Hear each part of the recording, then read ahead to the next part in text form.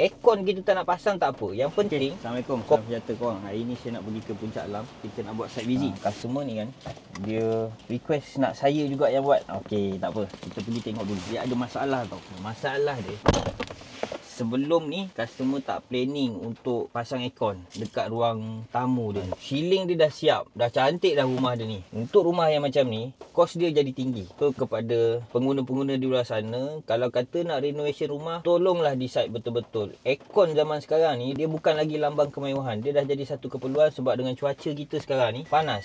Mula-mula planning, oh tak apalah, tak payahlah. Okey, kalau katalah kita ada masalah dekat bajet, aircon kita tak nak pasang tak apa. Yang penting, copper pipe tu, pipe air apa benda semua kita standby dulu. Kemudian nanti kalau kita nak pasang, kita tinggal pasang aircon saja. Dah tak perlu nak tarik copper. Sekarang ni kita nak kena pecah balik dia punya ceiling.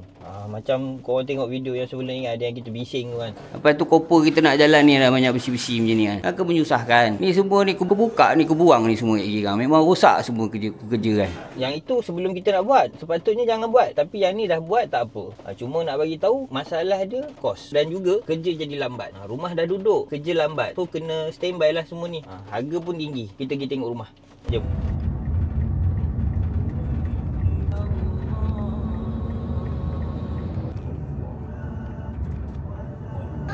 Kita dah sampai. Okay, korang tengok rumah dah cantik lah korang. Rumah dah cantik lah. Okay. Aircon tu nanti kita nak pasang kat sini tau. Yang ni nanti semua kena pecah balik tau. Semua kena pecah balik. Kita lalu kat sini. Dia pergi sana. Dia pergi sana. Yang sini kalau ikutkan dia kecil kan, nanti dia akan jadi besar. Lepas tu yang lampu ni, dia akan jadi kecil lah. Lubangnya je lepas, dia akan adjust balik ke tengah sikit. Bagi center balik. Aircon dekat sini. Okay, lepas tu dekat luar ni, kat sini kita akan coring. Kita tak eking ni, kita pakai coring. Power supply untuk aircon ni dia pergi ke outdoor dulu. LED dia dekat dalam bawah tangga. Kita jalan dia daripada dalam. Kat sini kita tembuk lubang, dia pergi keluar. Kat sini kita hacking. Kita tanam dia dekat sini. So jadi kongsi jugalah, jalan lawa-lawa lah.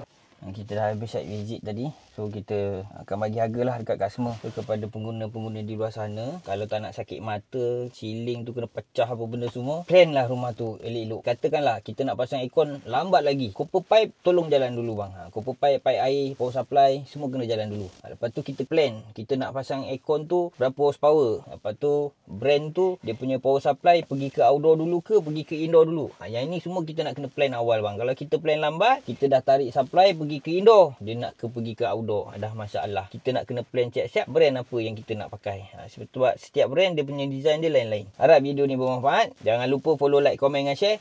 Mantap koma.